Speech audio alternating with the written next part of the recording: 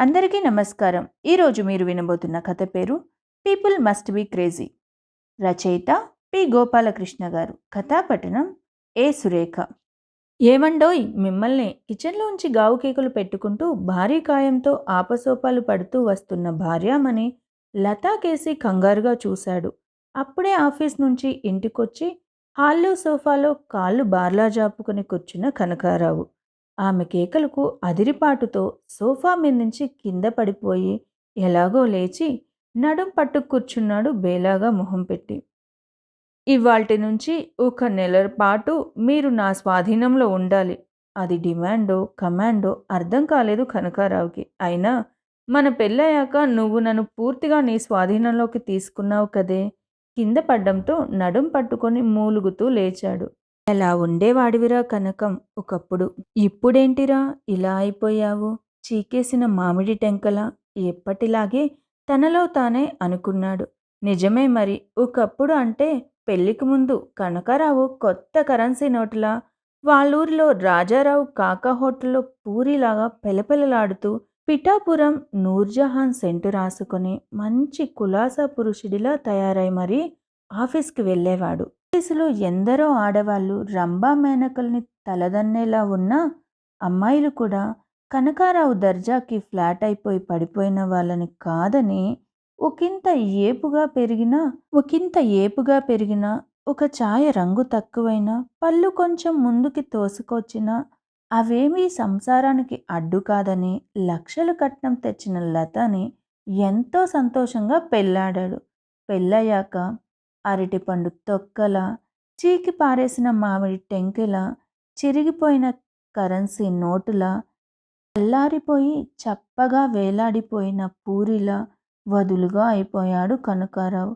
ఇదంతా తన అర్ధాంగి లతా మహత్యమేనని వేరేగా చెప్పక్కర్లేదు మరి.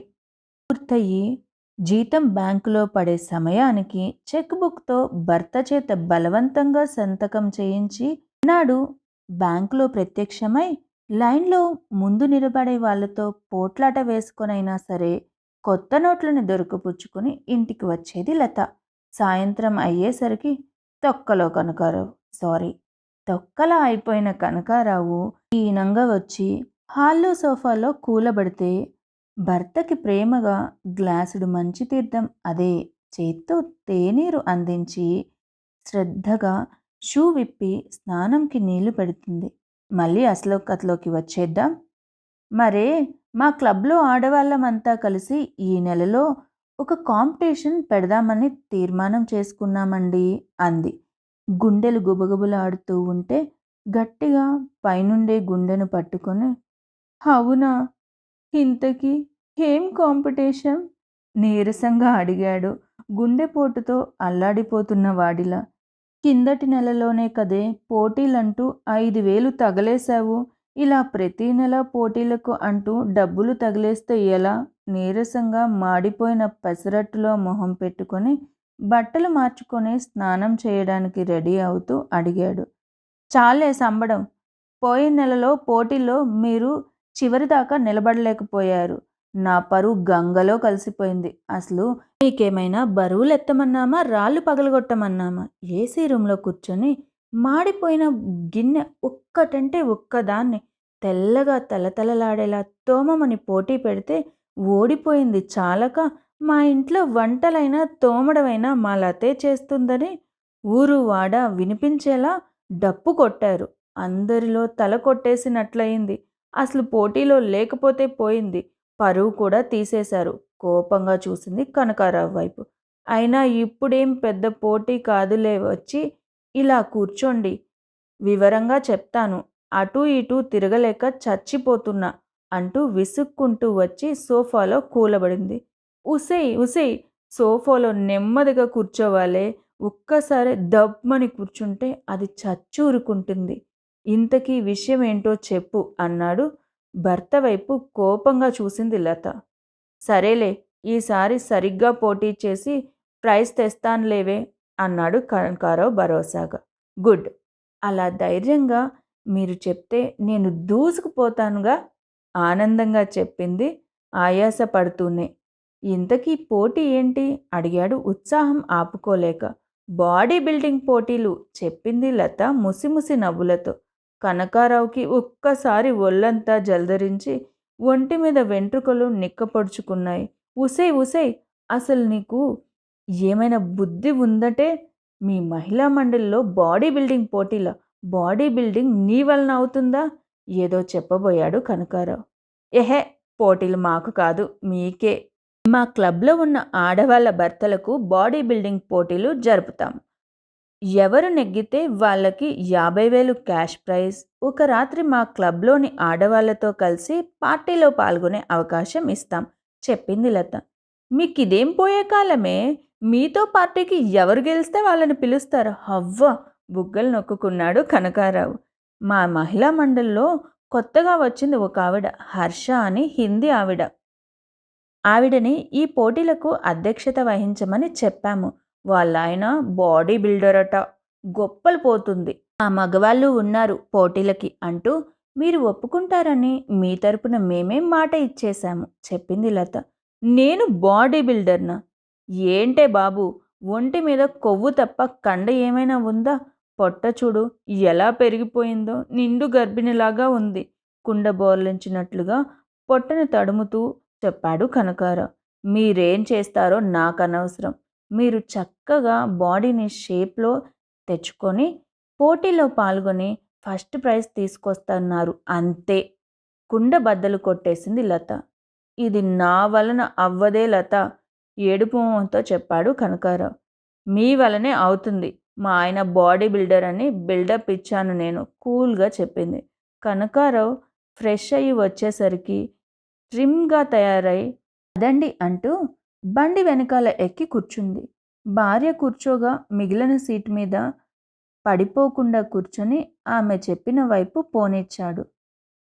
XXX జిమ్ అని కనిపించిన ఒక బోర్డు దగ్గర బండి ఆపించింది. కనకారావుని తీసుకొని జిమ్ లోపలికి వెళ్ళింది ఆమె. అక్కడ రిసెప్షన్ బయట సోఫాలో కనకారావుని కూర్చోమని తాను రిసెప్షన్లో ఉన్న అమ్మాయితో మాట్లాడింది.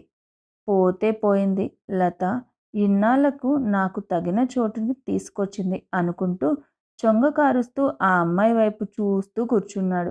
10 నిమిషాల తర్వాత మిమ్మల్ని లోపలికి రమ్మంటున్నారు అంటూ ఆ అమ్మాయి కనకారావు చొక్కా వైపు చూసింది. అప్పటికే అది చొంగతో సగం తడిసిపోయింది. ఆమె దగ్గరుండి ఒక పెద్ద హాల్లోంచి అతన్ని నడిపిస్తూ ఇంకో చిన్న రూమ్లోకి తీసుకువెళ్ళింది. లత దర్జాగా ఒక చైర్లో కూర్చుంది. లావుగా ఉన్న ఒక అమ్మాయికి పరిచయం చేసింది కనకారావుని. కనకారావు చుట్టూ తిరిగి చూసి ఆ అమ్మాయి, మేడం, మీరు నిశ్చింతగా ఉండండి. సరిగ్గా నెల రోజుల్లో మీ వారిని అద్భుతంగా తీర్చిదిద్దకపోతే అడగండి అంది. మీరు ఇలా రండి సార్ అంటూ పిలిచింది కనకారావుని. ఆ షర్టు ప్యాంటు తీసి పక్కన పెట్టండి అంది. భార్య ఎదురుగా అది మరో అమ్మాయి ముందు అలా బట్టలు ఎలా విప్పగలడు? ఉసే రాక్షసి, ఏంటే ఇదంతా అంటూ లత వైపు చూశాడు. మీరు పక్క గదిలో కూర్చోండి మేడం, సార్ సిగ్గుపడుతున్నారు అంది ఆ అమ్మాయి. లత పక్క గదిలోకి వెళ్ళాక ఆ అమ్మాయే కనకారావు చొక్కా, బనియన్, ప్యాంట్ ఊడదీసి ఆ టేబుల్ మీద పడుకోండి సార్ అంది. ఆమెను చూసి వంకర్లు తిరిగిపోతున్న అతన్ని అమాంతంగా ఎత్తి బల్ల మీద పడుకోబెట్టేసింది. ఆమె బలానికి కనకారావు నోరు వెళ్ళబెట్టాడు. అతన్ని పడుకోమని చెప్పి ఆమె ఏవేవో ఆయిల్స్ ఒక గిన్నెలో వేసి బాగా కలిపి కనకారావు ఒంటికి పట్టించింది. ఆహా, ఎంత సమ్మగా ఉందో అనుకున్నాడు అతను.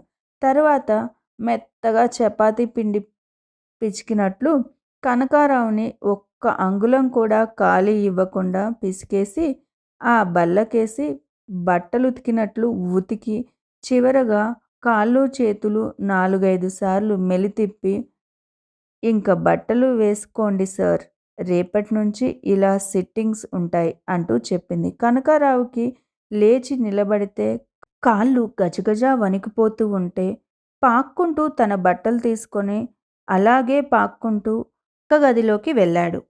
పాక్కుంటూ వస్తున్న వింత జీవిలా ఉన్న భర్తని చూసి కెవ్వున కేక పెట్టింది లత. ఒళ్ళు హూనమైన కనకారావు ఆ అరుపులకు మరింత కంగారు పడిపోయాడు. నేను చచ్చిపోతాను, నాకు అవేమీ వద్దు అంటున్నా లత వినకుండా 40,000 కట్టేసింది. రోజు ఆఫీస్ అయిపోయాక నేరుగా జిమ్కి రావడం, అమ్మాయి చేత సమ్మగా మసాజ్ చేయించుకుంటూ సరిగ్గా నెల తిరిగేసరికి కనకారావు బొజ్జ గాలి తీసిన బలూన్లాగా అయిపోయింది. కనకారావు కూడా బాగా రంగు తేలిన మామిడి పండులా తయారయ్యాడు. పోతే డబ్బులు పోయాయి కానీ ఎందుకో ప్రైజ్ మనదే అనిపిస్తుందోయ్ లత అన్నాడు పోటీలకు ముందు రోజు రాత్రి.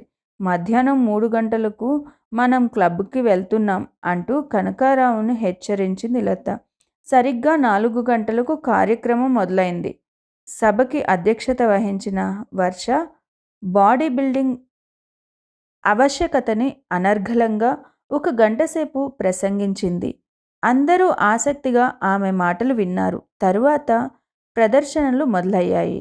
ముందుగా వచ్చిన ఒకరిద్దరు పెద్ద పెద్ద పొట్టలు బట్టతలతో వస్తే, తరువాత వచ్చిన వారు సన్నగా పుల్లల్లాగా ఉండి ఎవరిని ఆకర్షించలేకపోయారు. తరువాత హర్ష ఎంతో గొప్పగా చెప్పుకున్న వాళ్ళాయన వచ్చి పర్వాలేదనిపించింది అంతే వెళ్ళిపోయాడు. చివర్లో మొత్తం కార్యక్రమానికి హైలైట్ అంటూ పొగుడుతూ ఉంటే స్టైల్గా ప్యాంటు షార్ట్తో నీట్గా వచ్చాడు కనకారావు. కనకారావు స్టైల్కి అందరూ నోలు తెరుచుకొని చొంగ కార్చుకుంటూ చూస్తూ ఉన్నారు. కనకారావు ఒక్కొక్కటే విప్పుతూ కండలు ప్రదర్శించసాగాడు. ముందుగా షార్ట్ తీసి గాల్లోకి తిప్పుతూ ఒక పక్కగా పడేశాడు. ఏమో అనుకున్నాను కానీ మీ ఆయన చాలా సెక్సీ అంటూ హర్ష లతా చెవిలో గుసగుసలాడింది. కన్ను గీటుతూ తర్వాత ప్యాంట్స్ కూడా తీసి అలాగే చాలాసేపు డ్రెస్ మీద అటూ ఇటూ తిరుగుతూ ఒడుపుగా బనియన్ కూడా తీసి పడేశాడు.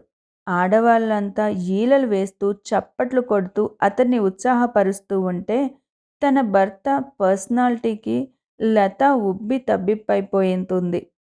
ఈ ప్రపంచంలోనికి మహారాణి అయిపోయినట్లు ఆమె గాల్లో తేలుతుంది. సరిగ్గా అప్పుడే ఎక్కడి నుంచి ఊడిపడ్డారో 6 డజన్ మంది పోలీసులు వచ్చి కనకారావు చేతులు వెనక్కి విరిచి పట్టుకొని టిప్ టీజింగ్ చేస్తున్నావు పద అంటూ అలాగే తీసుకెళ్లి జీప్లో పడేశారు. నేను బాడీ బిల్డింగ్ పోటీలకు వచ్చాను అని చెప్పినా వినకుండా ఆడవాళ్ళ క్లబ్లో నీకు బాడీ బిల్డింగ్ పోటీలేంటి అంటూ 2 తగిలించి మరీ జీప్లో కూర్చోపెట్టారు. పోలీసులను చూడగానే చాలామంది అక్కడి నుంచి జారుకున్నారు. పాపం లత ఇదంతా తన ఏర్పాటు అంటూ ఏదో చెప్పబోతే ఆమె ఏదైనా చెప్పాలనుకుంటే స్టేషన్కు వచ్చి చెప్పమని చెప్పారు ఎస్ఐ. పోనీ బట్టలైనా వేసుకొనివ్వండి ఎస్ఐ గారు అంటూ కనకారావు ప్రాధేయపడినా వినిపించుకోలేదు పోలీసులు.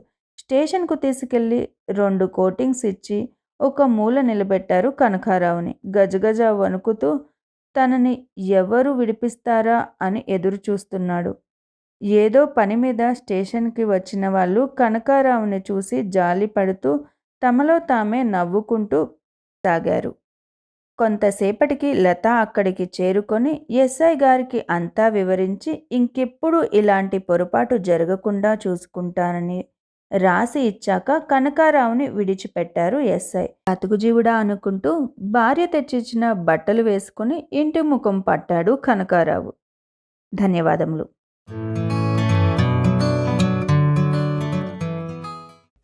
మీరు మెచ్చే చక్కటి తెలుగు కథలను స్పష్టమైన ఉచ్చారణతో వినాలనిపించే గాత్రంతో మన తెలుగు కథలు .com వారి యూట్యూబ్ ఛానల్లో పూర్తి ఉచితంగా వినండి, చూడండి. మన తెలుగు కథలు .com వారి యూట్యూబ్ ఛానల్ను ఈరోజే ఉచితంగా సబ్స్క్రైబ్ చేయండి. ఎంపిక చేసిన చక్కటి కథలను వీణుల విందుగా వినండి. వందల కొద్దీ మంచి కథలను రచయితల వారీగా పొందుపరిచాము.